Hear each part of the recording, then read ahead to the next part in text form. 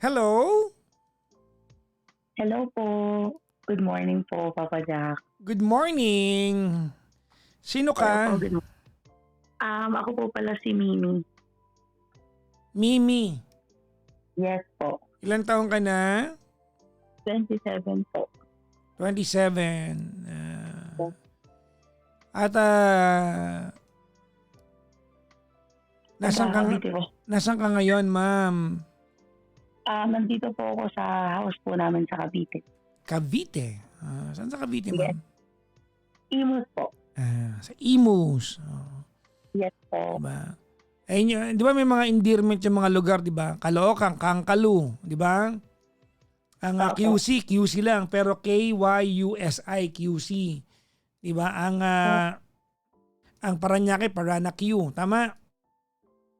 Oo. Di ba? Oo. Tapos, sa inyo dyan, Etivac. Diba? Di ba? Cavite, Etivac. Totoo naman. Opo. Etivac. Oo. Anyways, anong ginagawa ni Mimi sa buhay? Bali po, isa po akong hairstylist. Pero hindi po hairstylist ng wedding or debut or prom. Hindi po. Hindi ko lang po pwede Sa punerarya ba to? Pwede din po, joke lang po. Hindi po, bali ano po, yung pagka-hairstylist po namin is elevated style po siya na parang kakaiba sa mata po. Parang mga avant-garde. Para mga avatar style. Hindi avant-garde. Ano po yun? Hindi ko po alam. Hindi mo alam kung anong avant-garde. No po. Ha? Hindi po, ang style po kasi, sige na nga, ano po, African braids po. Teka lang. Avant-garde refers to experimental, radical, or highly unconventional ideas, styles, and works, particularly in the arts, culture, and politics that break the tradition and are ahead of their time. Derived from the French for that means advanced guard or vanguard. It's called avant-garde. Hindi mo alam yung term na yon. Po, hindi ko po alam. Hindi ko familiar. Parang avant-garde. Yes po, ganun po. Paano yung mga dreads, mga ganun ba? Hindi po, more on braids lang po. Ano, ma'am? Cultural po. Cultural braids po. Ang galing. Saan ka nag-aaral niyan, Mimi? Bali po, inaral ko po talaga siya po sa ibang bansa po. Saan bansa ka nag-aaral? Sa Africa po mismo. Anong galing ka, Africa? Yes po. Ang galing. Opo. Sorry ha, medyo na-curious naman ako. What sparked your interest? What piqued your interest? Ako po kasi ay nasa, cosmetology po ako. And siguro po may natural, tawag nila parang natural talent kasi meron po talaga, even if ayoko po talaga siya, yung about sa beauty, talagang meron po akong natural na talent doon. Pero dahil nga po hindi po ako nabigyan ng pagkakataon na makuha or maaral yung gusto kong maaral talaga, nag-stick po ako sa kung anong meron po ako na talent na kaya ko pong palaguin. Parang bago lang siya sa Pilipinas na parang tama ba ako? Or baka mamaya may ibang... Bago lang po siya. Okay. Nakikita mo ba yung buhok ko? Anong pwede mo gawin sa buhok ko? May pwede ba pang gawin dito? Pwede ba? Actually, kaya po namin gumawa ng buhok. Yung buhok po is 1 inch yung haba. Bali yung sa inyo po kayang-kaya pa po yan i-cornrows po. Talaga? Yes po. Ang galing niyo naman. Ang galing, ang galing. Good luck po sa karir mo, ma'am, ha? Thank you so much po. Sana ikaw yung maging pioneer sa Pilipinas. Alam mo ba? Ito ba share? Sige, parang gano'n. Ano po? Iniiwasan ko tayo. Iniiwasan ko nga po pag-usapan masyado. Kasi po, meron baka po makilala ako. Sorry. Kasi po, bago lang po sa Pilipinas and kami po yung nagpakilala kami. Hindi, may sasabihin ako. Ma'am, anyways, naka-loudspeaker ka ba? Opo, ko po ba? Handheld lang po, handheld. Okay na po. Yan, okay. Actually dati, Okay na. when I was still with radio, ano yan, naging topic ko yan dati. I remember there was a time na sobrang active ako sa politics or political scene sa Pilipinas na may comment ako sa lahat ng nangyayari. There was a time na sabi ko, and I was referring to Department of Tourism. 'Di ba yung ang slogan natin ngayon, Love Philippines, 'di ba? Yes po. Ako ayoko nun eh. Parang feeling ko, parang hindi naman kaano na pag-isipan. Sabi ko, 'di ba, bakit natin gawing amazing archipelago? Kasi archipelago tayo eh. Opo. 'Di ba? We are an archipelago. Sabi ko sa DOT noon, bakit di natin gawing ang slogan ng Philippines ay Amazing Archipelago? Kasi archipelago tayo eh. Kukunti lang ang archipelago sa mundo at kukunti lang ang gumagamit ng word na archipelago sa slogan nila, sa tourism nila. Tapos sabi ko noon, and then ano lang to ha, baka lang makatulong, no. Sabi ko no, kasi ako si travel kasi ako, Mimi. Lagi ako nasa ibang bansa eh. Opo. So sabi ko, bakit hindi tayo, kasi sa ibang bansa, ang galing nila mag-package ng nila, ng kanilang tourist attraction. As in talagang sobrang, akala mo, marketing agency yung buong bansa. Sobrang galing nila. Magano. Sabi ko, bakit hindi tayo magkaroon ng isang street na mahaba sa Pilipinas? DOT, baka po pwede, okay? Baka gusto niyo po akong gawing consultant ng Department of Tourism. Ang dami ko pong ideas. Bakit hindi tayo magkaroon ng isang buong street na mahaba sa Pilipinas? Maybe one in Luzon, one in Cebu, and one in Mindanao. Cebu, given the sentro ng Visayas yan. 'Di ba?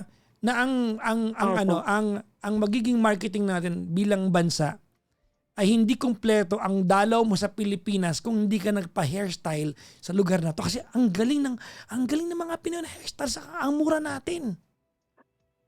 Yes po, Ang mura pinakamura natin. po tayo. Pinakamura, ang galing natin mag-hairstyle. Bakit? Balimbawa, when you go to, say for example, when you go to Thailand, parang hindi kumpleto ang punta mo doon pag lalaki ka at di ka nagpagawa ng Amerikana kahit di ka naman nag-Amerikana.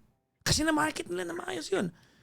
Di ba? Opo. Parang ganon. Opo, tama po yan. Bakit why can you not have your hair, di ba? Why can't you have your hair did in the Philippines? Actually po, Papa Jack, napakalaking issue po niyan, sa totoo lang po. And marami pong nag-aaway ngayon kasi parang sobrang baba po kasi. So hanggang to the point na yung presyo po ay nagiging parang 32 pesos. Diba? Halimbawa ma'am, Mimi, tawag nito, when you go, parang ngayon, when you go to Istanbul, tawag nito, hair transplant. Opo. Doon sila sikat ngayon. When you go to Thailand, sex change. Yes po. Diba? When you go to Korea, tawag to, facelifting, tsaka Bakit Pilipinas? Bakit hindi tayo magkaroon ng ganito? 'Di ba yung isang buong street na you want your, diba, gusto mo mag-travel sa isang bansa na tropical, have your hair done in 'di ba? Ang gagaling ng DOT, please po. Ako, kahit wala pong sweldo, ilagay niyo po ako sa consultants ninyo. Ang dami ko pong idea para sa bansa natin. Sobrang dami. Sana po, Papa Jack. Kasi napakadami po nating hairstylist ngayon. Ang dami! Nakakatulad ko po, sobrang dami po. And sa totoo lang po, hanggang maaari po, event po kami, na wala pong support.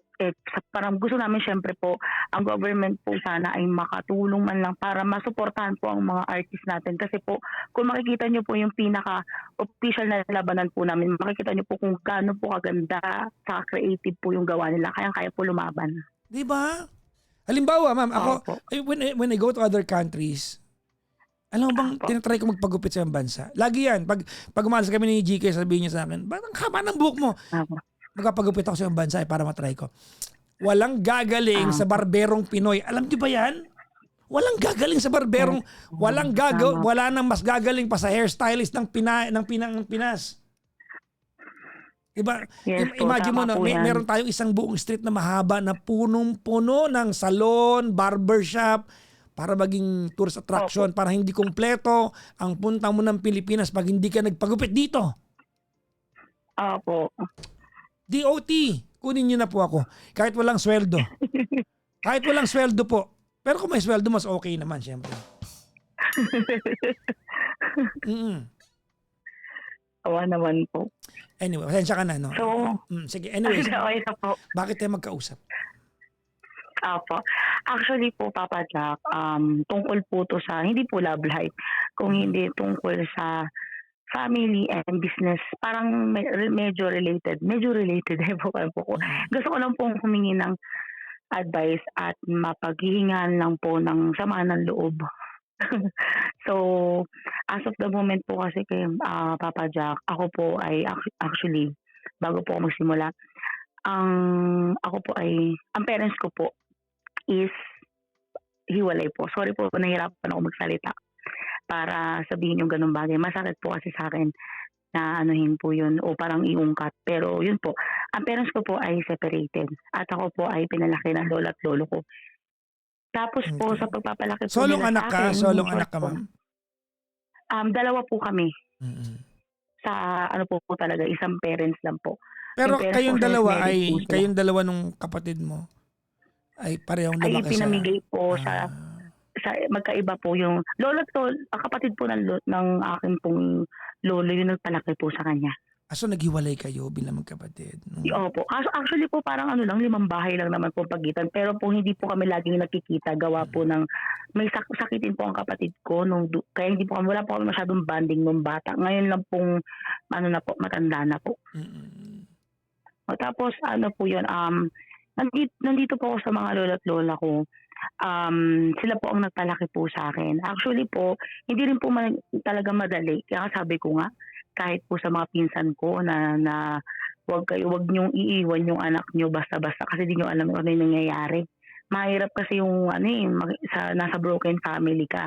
Kasi yung sitwasyon na nung napunta po ako dito, ang nanay ko nag-enjoy, ang tatay ko nag-enjoy kasi po 17 years old lang po sila nung kinasal sila 2 years lang po sila nagsama nung iniwan po nila ako sa lola ko 2 years old po ako.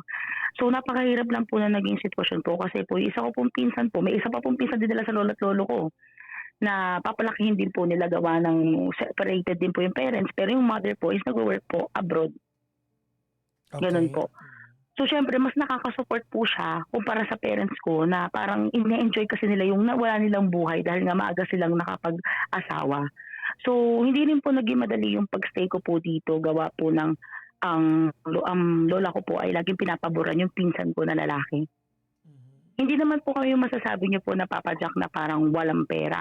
Meron po sila, may negosyo po sila, meron po silang, as in afford po talaga nila ang Kaya nga po, nakikiusap ako sa kanila or nagbebeg ako kasi wala akong mabeg sa parents ko na baka pwede mapag-aral po ako ng kolehiyo. Malayo po talaga dito sa trabaho ko yung gusto ko pong maging ako. Kung di gusto ko po talaga ay mag-aral po ng criminology. Talaga? Yes po. Sobrang layo po. Okay. Kasi po medyo may pagka-boyish po ko that time. And sobrang sinasabi ko po or nagbebeg po ako sa kanilang lahat kasi hindi ko naman po ako nagbebeg sa kanila. Nasasabi nila, pasensya na di kita mapag-aaral kasi wala akong pera. Hindi meron ho sila. Meron ho sila. Hanggang sa sinasabi na matito ko, mahina naman ang ulo mo. Dapat sa'yo mag-secretary ka na lang na parang kurso, something like that. Kasi bata ko, di ko pa po, alam po, yung parang 2 years lang ata po yun or ano po, basta ano lang. Parang vocational, po. parang gano'n. Mag-vocational ka na. Parang gano'n po siguro ibig sabihin po kasi bata niya po. Sabi ko po, okay lang po sa akin basta po pag-aral ako pero di pa rin po ako napag-aral. Kaya po talagang nag-beg ako sa huling pagkakataon na baka pwede pag-aralin po ako ng mga test na lang ho. Napagbigyan naman ho ako pero yun nga ho pagkatapos po nun gusto ko ho kasi Papa Jack di po talaga ako marunong English kahit po yung sabihin niyo po mag-introduce yourself po hindi po talaga ako maalam dyan Papa Jack sobrang ko po talaga para po akong ewan ko po parang hirap takot po ako sa English natakbo po ako pag nakakarinig ako ng English batalikuran agad kita. Kung mo tatanungin ng what's your name, hindi ko kayang sagutin ng maayos. Baka ma-English kita ngayon, babaan mo ako ha? Hindi naman. Pwede din joke lang po. Wag naman. Sige, magkatagalog tayo. Diba? Hindi kasi po yun, po ako, nag-aral po ako ng English proficiency pero ayaw po nila ako pagtapusin. Kaya ang ginawa ko po during that time talagang no choice po ako kasi gusto ko po talaga makapagtapos. Mm. Kasi po, sa totoo lang po, ang kasama ko po yung mga pinsan ko po sa bahay. Sila po ay nag-aaral ng kolehiyo, doktor po, accountancy, at saka po, dentistry po kasi yung isa. Doktor po, tapos accountancy, at saka po, yung sa flight attendant, pan tourism po. So ang bibigat ng course nila kaya ikaw Opo, ang din. bibigat po ng course po nila and meron pa pong architect po and lahat po sila sa Lasal nag-aaral po.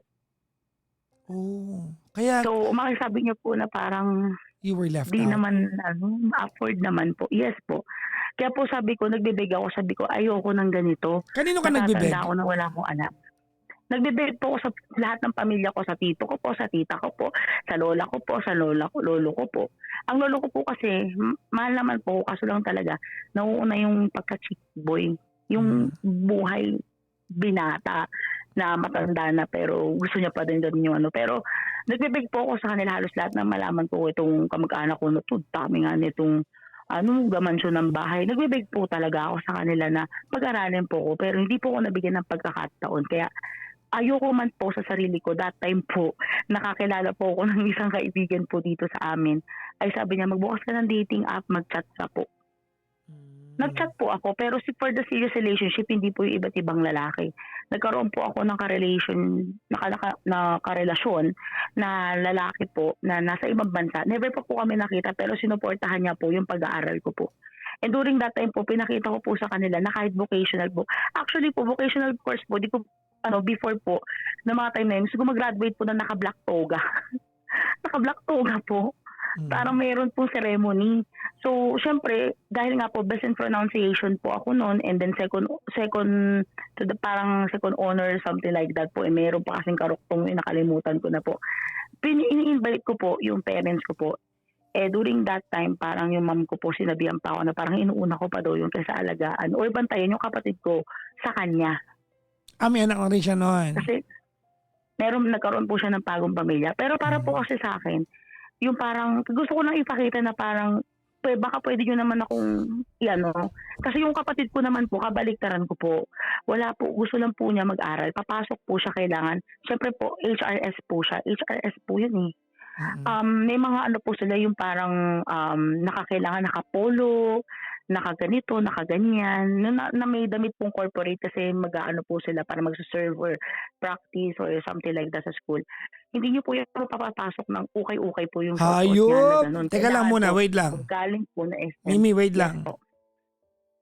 Anong sabi mo?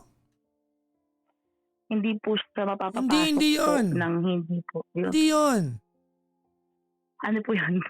Sabi mo, something like that? Akala ko ba hindi ka marunong mag-English?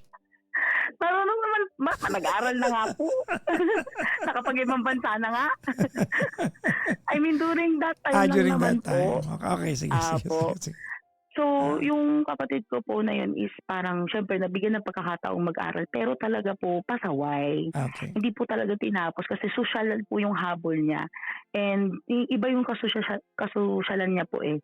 So, parang ako po kasi, nung nagkaroon po ng relationship, doon ko po na-experience yung, para po kasi akong tinago sa mundo na parang sobrang mangmang ko po that time. Naawa ko sa sarili ko na parang sila kasi lumalabas na alam nila yung ganito, alam nila yung ganito. Ako po wala pong alam. Kaya po, nung siya po nang nakika-relationship ko, wala po akong problema sa pag-uukay-ukay ng damit. Yun naman po napakaganda kahit ngayon naman po. Kumbaga, sabi niya, never ka pa ba nakapag-own ng damit na yung binili sa mall or shoes na binili sa mall? Kahit lang panlakad mo or pangsimba mo. Sabi ko, puro kayo lang talaga po yung damit ko. Kung ano lang po yung tira, bigay ng kapitbahay po, yun po yung sinusuot ko. Kasi meron pong kaming kapitbahay na parang mayroon siyang anak na babae. Tapos yung mga damit po, sa akin po na pupunta, dito po ako na ibibili. Parang, pinaranas niya po sa akin yung buhay na parang, ito kasi, kahit paano, treat yourself, para mga ganyan. Never po kami nagkita po nun, Papa Jack, sa personal, pero sobrang na-appreciate ko po siya sa pero yun nga po, nalulung po kasi siya sa drugs Sila okay, sa okey. Amerika. Kaya Mm, nagkahiwalay po kami. hmm, So, super thankful po ako nun. And during that time po kasi, Papa Jack, sobrang hirap po. Kasi ang lola ko po is very religyosa, na parang hmm, 'pag hindi ka po nagsimba sa Sunday, hindi ka po papakainin pag-uwi. Basta demonyo ka na, mapupunta ka na sa impyerno, gano'n po niya ako inaano na minsan po kasi tatamarin ka kasi Sabado, Linggo lang naman po walang pasok, baka mm. puwedeng ipahinga lang po or isang beses lang po. Sobrang galit na galit po siya and at Sa the inyo same time po yung do'n magpipinsan, ang nung lumalaki ka, yes po. ikaw lang yung bukod tanging na left out. Is that what you're saying? Yes po, yes Oh. po. Parang gano'n po kasi po ang pinakaano rin po sa'kin is parang kunyari dumating po dito yung isa ko pang pinsan sa bahay namin para dito mag-stay and kasi malapit lang yung school kasi nga po ano nga po para dito po iyak naman po siya tabi ng ano kasi Mm, nag-change po siya ng school. So, parang nangyari po dahil yung lola ko po nagtitinda siya ng mga frozen yung mm, mga hotdog, ham, something like that. Ang nangyayari po kasi is parang 'di na po kami pinapakain. Kakain po kami pagising po namin sa umaga, malungang manis na na yung na kanin, yung para pong basa-basa na, hmm, kung kakainin namin yun. And at the same time dahil nga bata pa yung pinsan ko may pagkaloko-loko, kakagat-kagatan yung mga ulam namin, yun inuulam namin. Kaya sabi ko wala po akong magawang choice that time, kung hindi mag-boyfriend. Hindi po mm, para siguro po sinasabi ko na rin naman po sa boyfriend para yung nga po makapag-grocery kami, makakain kami na maayos. Yung pinsan ko naman, may tatay naman po yun. Masyado lang po talagang ano, kumbaga nabibigyan po once in a week pero kasi nagbibigay po siyempre sa lola ko knowing na pinapakain yung anak niya ng maayos. Pero hindi naman. Gano'n okey. po ang nangyayari.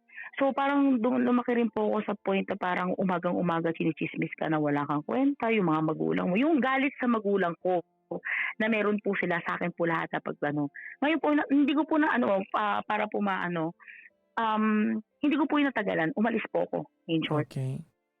Umalis po ako, nagkaroon po ako ng relationship. Nagkaroon po ako ng relationship na hindi po sila boto, do'n po yung nakapunta nga po ako ng Africa para mag-aral. Mhm. Dinala po ako kasi may pera po talaga siya. Eh, pero yun nga po, Sino ang nagpaaral nangyari pa sa'yo rin po is dun? siya po, Yung nasa ano, ibang bansa? yung ano hindi po ano bale bagong boyfriend ko na po siya, naghiwalay na po Bago. kami nasa ibang bansa. Okey, Tapos okey. nakakuha po ako ng isang boyfriend po ulit nandito sa Pilipinas pero foreigner po.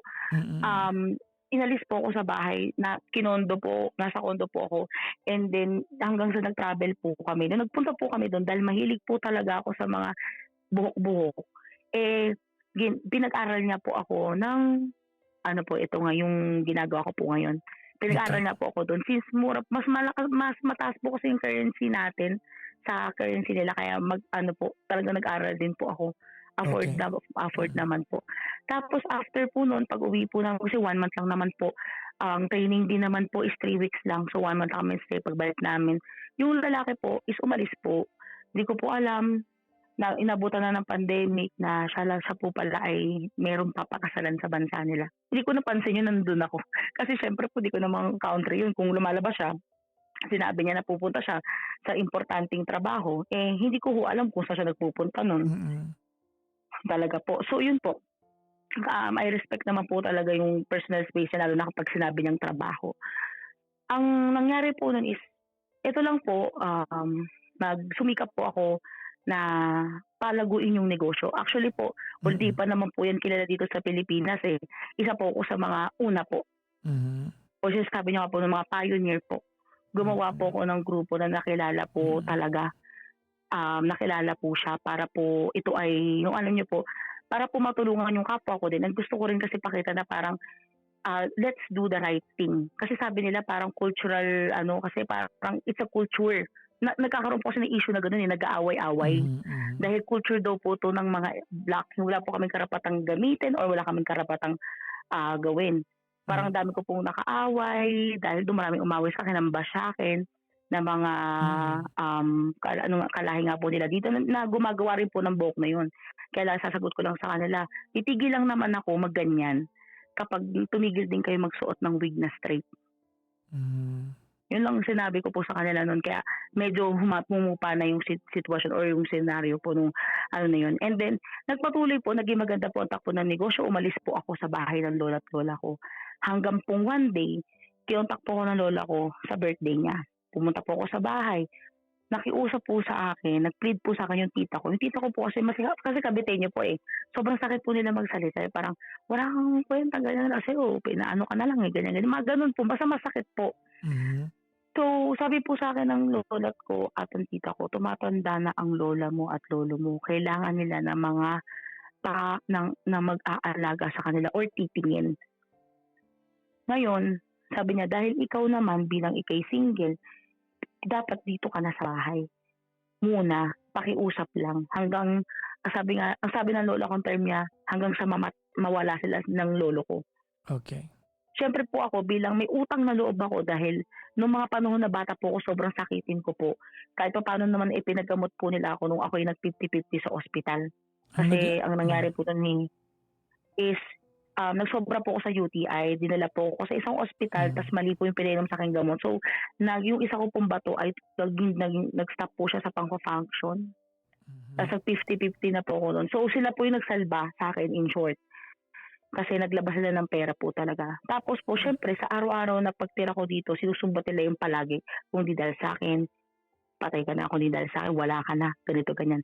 So, inaano ko lang po yun. Hinahayaan ko lang po yun. Sige na lang magsalita na kayo. Nung nandito po ako, sabi ko, gusto ko ipakita na kahit na ganito lang po ako, na hindi po ako nakapagtapos ng pag-aaral, kaya ko pong mag-alaga at sumuporta sa abot lang ng makakaya ko. Kaya ang ginawa ko po, kumuha po ako ng katulong para sa kanya dahil ako po ipagod sa trabaho, nakakapagod po talaga na, kasi po ang ginawa ko po, nagtuturo na rin po ako eh. Okay.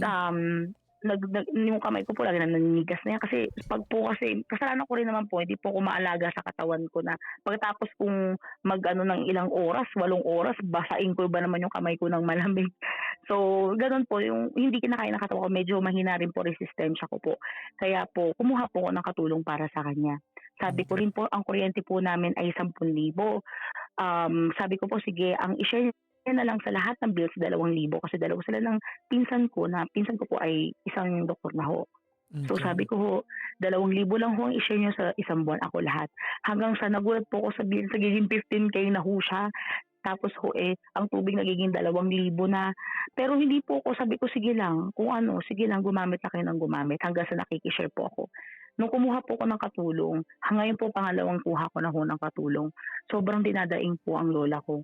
Dahil ang sinasabi daw po, ako daw po ay walang kwenta, ako po, basta lahat po ng paninira.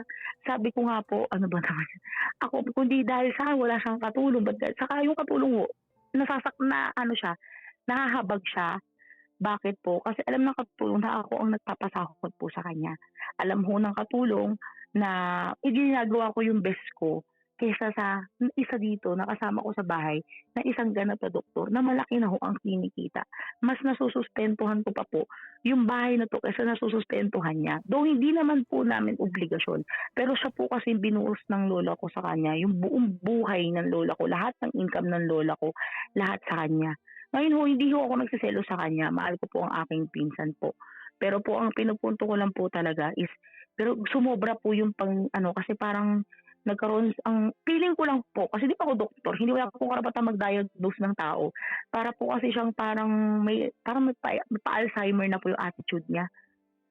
Nahihilig na po siya sa mga manika, yung mga ganyan na malaki, ginagawang baby. Tapos po, sobrang Yung sakit lola po mo. na lagi ako sinisiraan. Yes po. Okay. Mimi, Opo, yung lola ko po. Yes po. hinga ka muna. Yes. Ang bilis eh, parang kang rapper eh. Sorry lang po. Mm-mm. Sorry po. Sige, So, sige, ayun, okay lang. po kasi ako medyo, ganun po kasi ako pag natitense.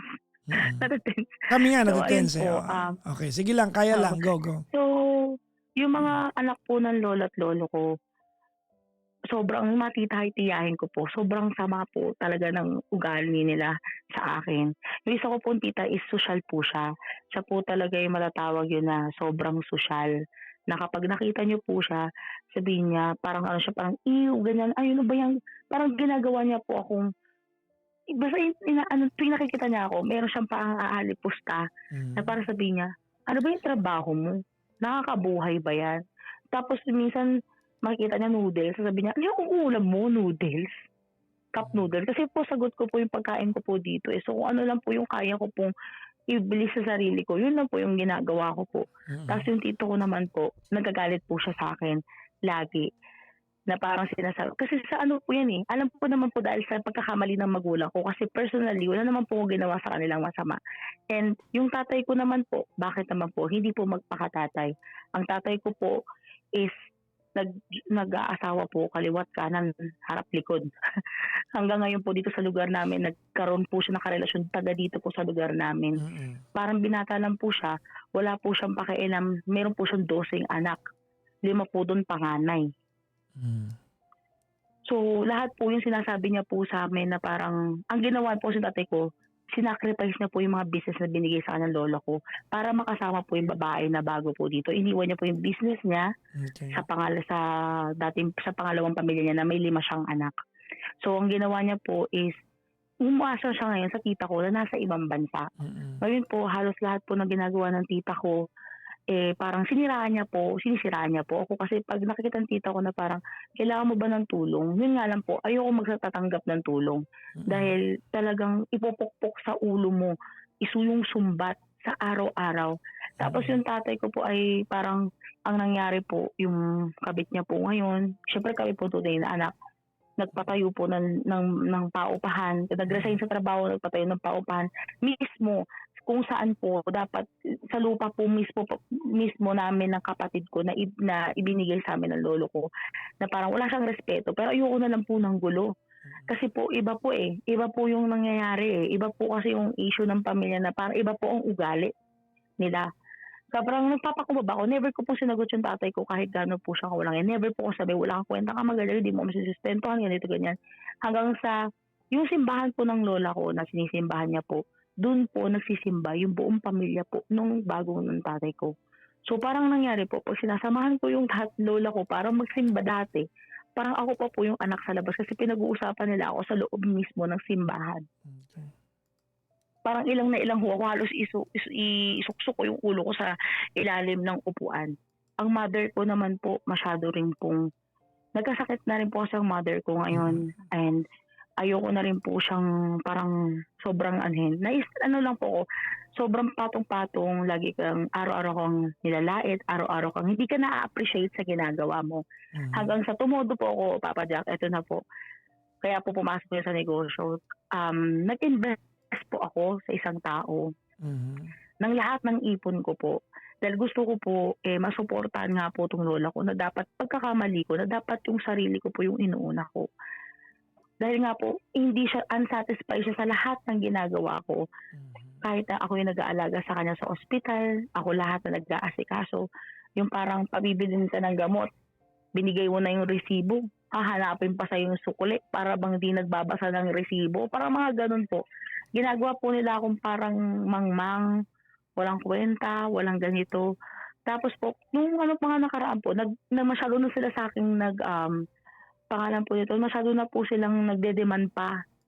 Sinabi ko naman sa kanila na ako ay hindi niyo pinag-aral ng kolehiyo. Sabi ko kasi nagtrabaho po ako sa call center, company, Papa Jack. Kaso Mhm. po, first time ko lang din po na-experience yun and sabi nga po bakit ko daw po na-experience yun. Actually po, nag-apply po ako sa parang simple lang siya pero legit naman po na call center. Nag-uumpisa pa lang po. Mhm. And nung nagtrabaho po ako dun, lumapit po, first work ko po talaga is ginawa ko, first move ko po, lumapit po ako sa pinaka parang head na agent kung Mm. saan mas marami siyang nasi-sale, lagi siyang top agent. Para po matuto po ko sa kung paano niya po ginagawa. Fundraiser po kasi ako, Papa Jack, noon that time. And Ano 'yan, ano 'yan? nagbabasa po kami ng 3 fundraiser po. Fundraiser, okay.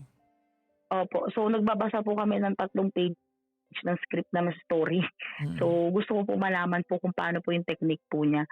Tapos po nung gusto ko po pumunta sa level niya kasi yung list niya, hina-handle niya po is yung talaga mga sure po na may ibibigay sa yung pera. Kaya Okay. lang po sa kanila ibinibigay yun o para po yung pera nila mapalaki pa po nila ng mas malaki pa po. Okay. Gano'n pa po. So, gusto ko po makahawak ng gano'ng list. Mm. Pero kasi I'm not qualified po. Kasi medyo sensitive po yung client. Siyempre, di naman po yung taga-Pilipinas yung ano, kung hindi yung client po. Medyo sensitive po. At saka sabi po na, yun nga, I'm not qualified. At least, ganito, ganyan-ganyan. That, hanggang doon lang ako kasi doon sa level lang na hanggang CC lang daw ako. Gano'n lang. Mm. Hanggang doon lang po, yung parang CC po. Hanggang credit card lang po. Hindi katulad nung sa kanya. Kasi because of ano. So, parang ginawa ko po is, tumigil din po ako. Tumigil po ako sa pagtatrabaho. Kasi hindi po ako nag-grow saka yung income po, hindi po talaga ako mag-grow sa income. Mm. Kasi kung sisi lang po ako, magkailang percentage lang po yung makukuha ko doon, hindi katulad na sa Mimi, okay, let's kasamahan ko let's po. go back to the Yes real po. story kasi ano na yan Apo. ano na Apo, yan. yun po. Apo, yun po.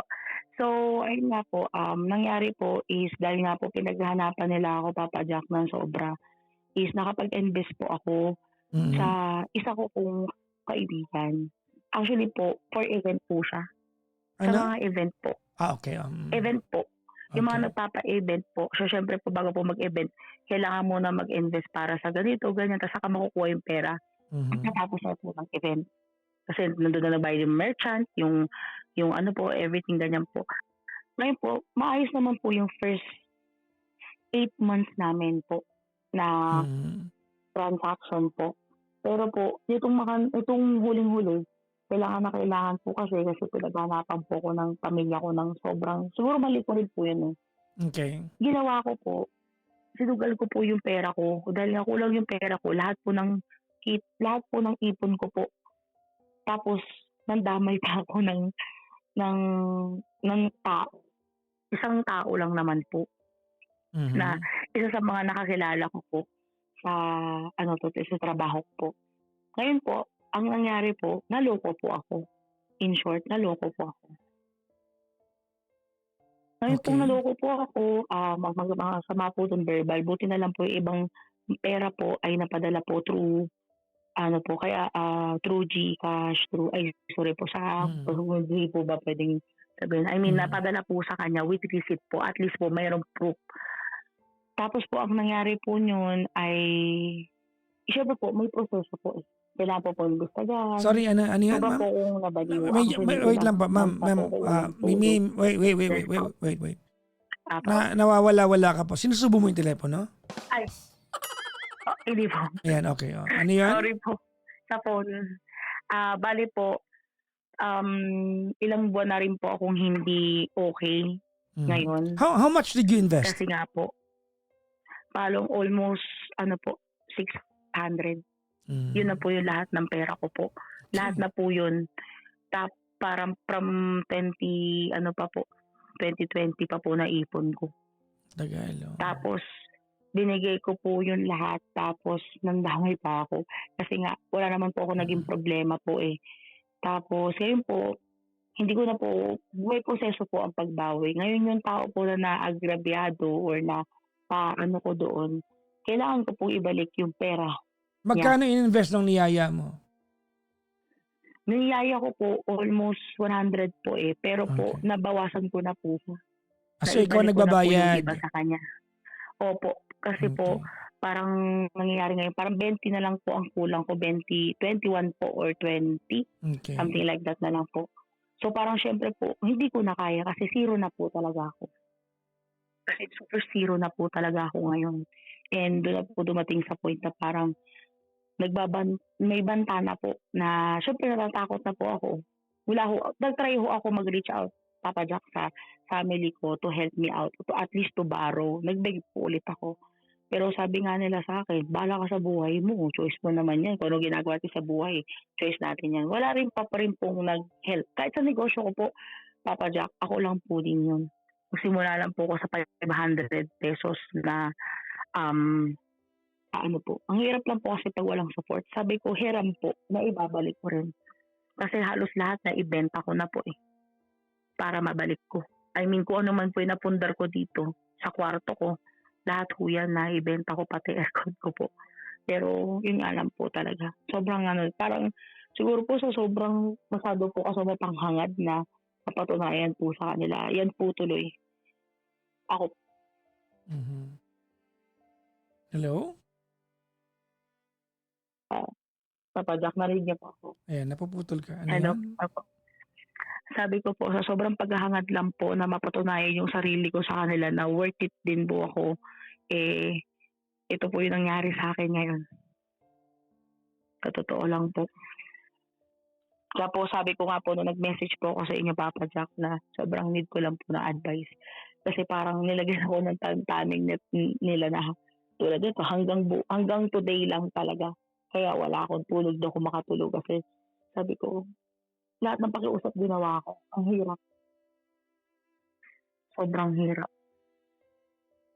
Eh, kahit gusto niyo po lumaban sa buhay, kung parang yung buhay na yung nag-give up, parang ganun yung ko, nakikita ko po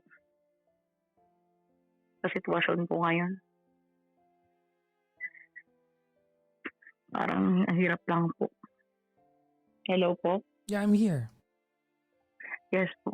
Ang hirap lang po kasi pag pinipis mo po yung tao sa paligid niyo po, sobrang hirap po. Kasi pagkakamali ko naman po yun na sa sobrang pag naghangad. Ang hirap po kasi pantayan Kasi kung tutusin, kahit po yung sa pinsan ko, kinakausap ko siya. 5,000 lang ang sinishare mo sa bahay buwan-buwan. Kasama na dun lahat. Sustento mo sa bigay mo sa lola natin and everything. Binibilangan mo pa ako. Samantalang ako umaabot ng 20, 25. Ano ba ako? Ano ka ba? Pero sobrang pagkahangat po. Kaya ito po na na ako. Ganito nangyari sa akin. Kaya po, hindi ko na alam ganyan gagawin ko kung ano ba. Okay. Wala rin po kasi akong guidance po, tamang guidance sa magulang, kahit sa lola at lolo, wala rin po Kaya yun po. Nag-try po ako lumapit, Papa Jack, sa mga tinatawag kong kaibigan, best friend, para po humingi ng comfort. Kasi syempre, sino naman po gusto mag-open up po sa ganito, siya po nakakahirap. Hindi ba po lahat may lakas ng loob. Pero parang, nung ako naman po yung may kailangan, sila naman po yung nawala. Though di naman nila po ako obligasyon. Kumbaga, ano lang po ako na ganun po pala. At parang ang hirap. Parang po ako nababaliw. Okay. What do you want to ask me? Po? Sorry po. What do you want to ask me? Gusto ko lang po sana tanongin, Papa Jack, kung ano pa ba, worth it pa ba pag lumaban pag ganito. Kasi gusto ko na rin po umalis kaso lang po na po, yung nangyari nga po sa akin. Huli na po nalaman ko na dapat pala matagal na. Na alin? Na umalis na po ako, hindi ko po inintindi yung mga anak niya na bakit ako lang ba inalagaan yan? Siyempre kayo nga, pinanganak pa niyan Pinag-aral kayo. Binuhay kayo. Okay. You are 27 years old, tama? Opo. Opo. Okay. You are 27 years old. Opo. And yung pinagdaanan mo, no, it's almost 3 lifetimes ng isang tao, no, yung struggles mo, no. Ganun ka. Well, as far as I'm concerned, sa pakikinig ko sa'yo, ano yung maingay? Opo. Ano yung maingay? Ay, wala. Sa kapitbahay po namin. Okay. Nasado ko nga po yung Opo. Okay. Para makapag-focus tayo. Oh, sige. Opo. So, listening to your story, Opo. it's as if 3 lifetime ito ng struggles, no? Opo. And you are just 27 years old. And a lot has happened. Meron lang ako mga, alam mo, pag ganito yung pinagdadaanan natin, this is the perfect time that we appreciate what we have and what we had rather than looking at things that we don't have and we never had.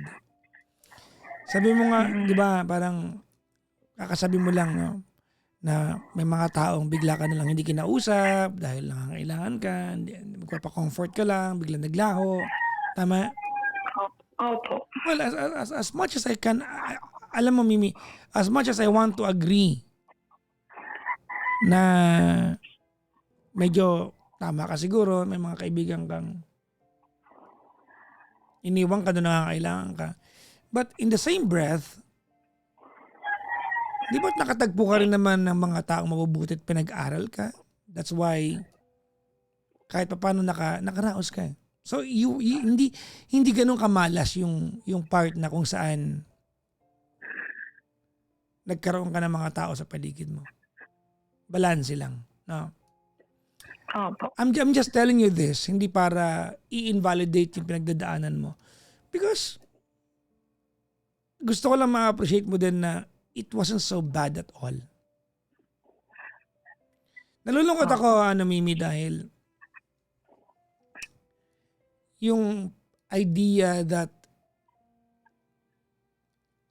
para bang you were an unwanted human being growing up. That you were constantly seeking for validation kung gaano ka ka-importante sa kanila, no? And evidently hanggang ngayon sinisik mo pa rin 'yon, ano? Opo. Pero alam mo, sa lahat ng pinagdaanan mo, Mimi, ang galing-galing mo. Ang galing-galing mo kasi you are where you're at right now. May narating ka pa rin naman eh. Ang layo-layo na narating mo kumpara sa... Siguro ganito, feeling ko, Mimi, kaya mabigat sa itong pinag-uusapan natin kasi ang comparison mo ay yung mga pinsan mo nag-aral ng bigating kurso. Kaya ang bigat, no, na ma-magnify yung comparison. Pero ang totoo niyan, kung titignan lang natin merit to merit yung narating mo sa kung ano yung napagdaanan mo, ang layo na narating mo. You've come a long way. Now, ganito. May tanong ka kanina which is practically answerable by yes or no. Aalis na po ba ako? Tama? Opo. Yes. Ang sagot ko ay sa'yo ay yes. Go out in the world and find your own place under the sun.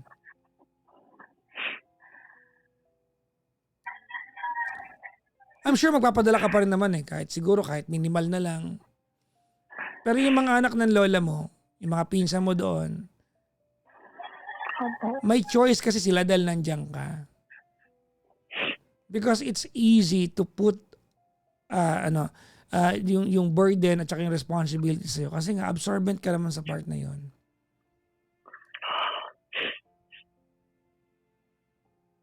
Diba? Opo. So kung tanong mo lang naman ay, aalis na po ba ako? My answer is yes. Pack your bags, go out in the world, and see what the world can offer you. Alam mo, Mimi, as much as I want to agree with you na ang bigat na pinagdaanan mo, but you know what? You've lived a better life than most. Sa edad mo 27. You've lived a better life than most. Maraming mga 27 years old ngayon na nakikinig sa atin, ang hindi nila narating o hindi pa nila nararating ang kalahati na nagawa mo na. You have to remember that. Here's what I feel tonight. Ready? Yes, opo. Feeling ko, sinusulat pa lang ang buong kwento ni Mimi. Pakiramdam ko, Mimi, kasalukuyang isinusulat ang kabuuan ng magandang kwento mo. And one day, you're going to look back to the struggles na naharap mo. Like one of those is that you were so down and you wanted a conversation with some random guy online called Papa Jackson at matatawa ka na lang. And you will tell yourself, ang hirap ko noon, no? Ang bigat ng nararamdaman ko. Tumawag ako kay Papa Jackson noon kasi sobrang desperate na ako, but look at me now. I think you're on your way there.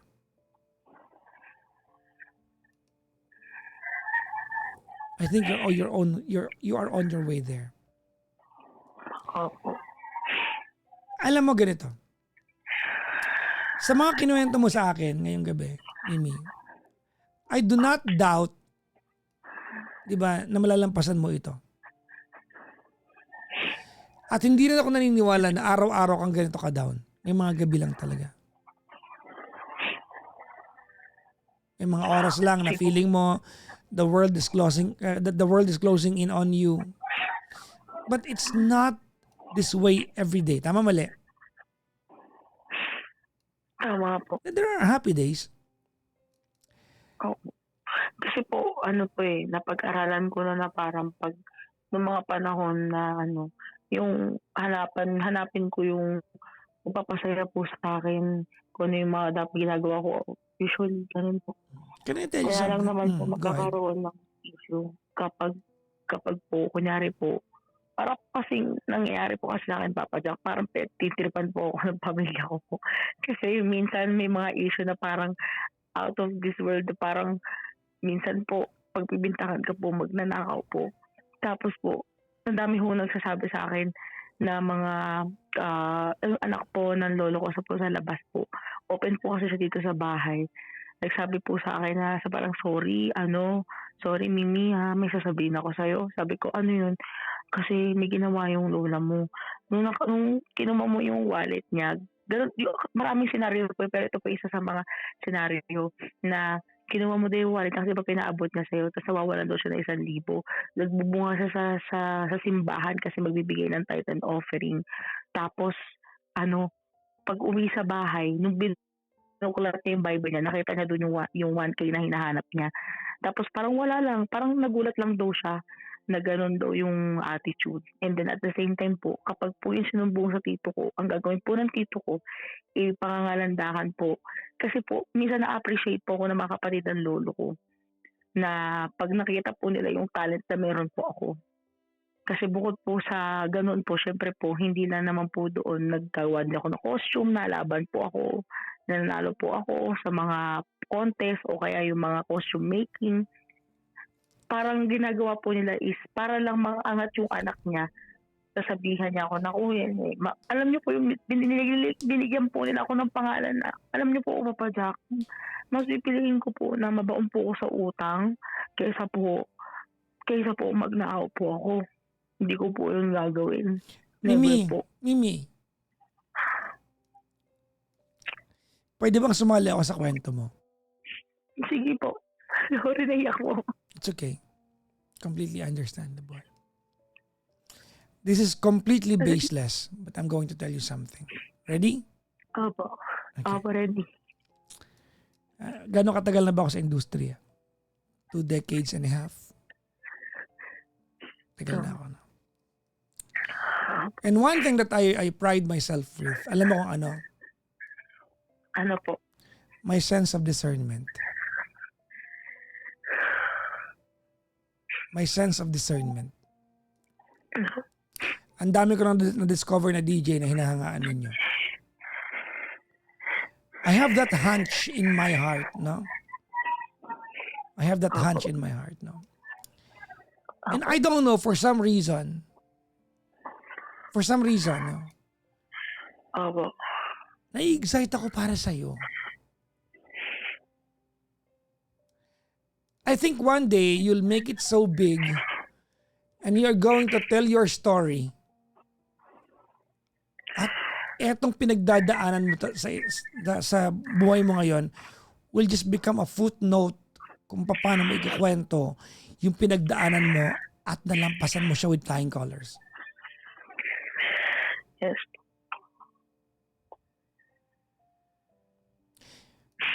I think this is just a footnote, ma'am. Footnote lang ito ng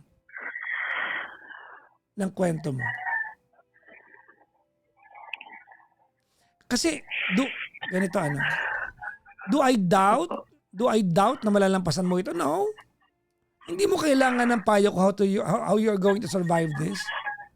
Hindi mo kailangan ng payo ko, ma'am. You don't need my help. You've survived this life and you are now 27, achieved a lot of things already without the advice of anybody. Wala kang kailangan sa akin. If anything, ikaw hinahangaan namin tonight. Ang kaya ko lang sagutin sa'yo ay yung tanong mo na, Papa Jackson, dapat na ba ako umalis? Yes. Yes.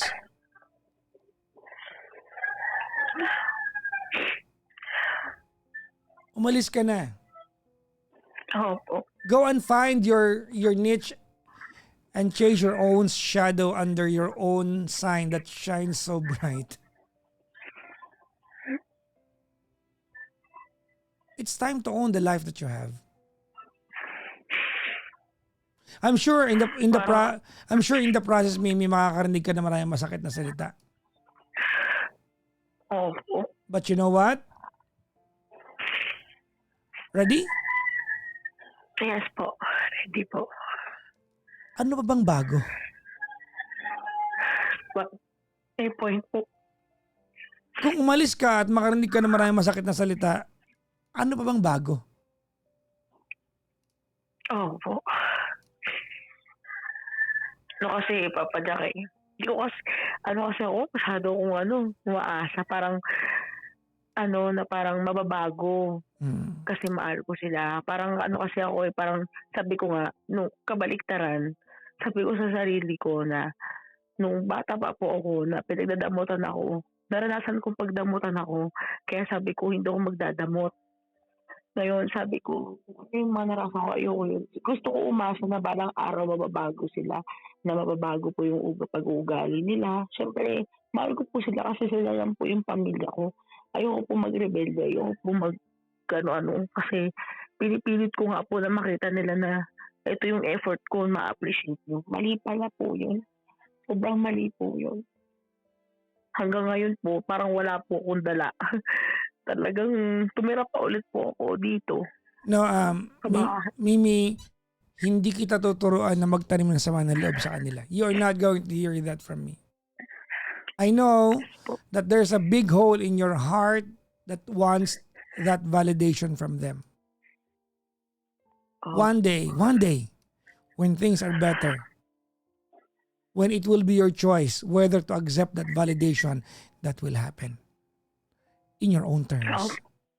Ulitin ko, one day, you are gonna get that validation from them in your own terms. Yung kaya mo nang sabihin, I need it or I don't need it.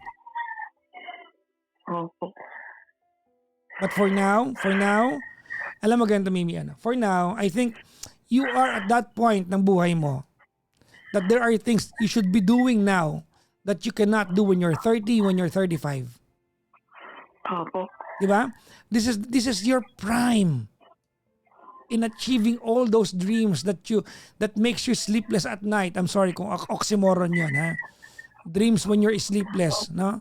But I think this is the perfect time ng buhay mo that you have the energy, the wisdom, the time, the youth to make all those dreams come true. So go out, chase your own shadow under the sun. The sun, you are the sun. You shine so bright. So please go chase your own dreams.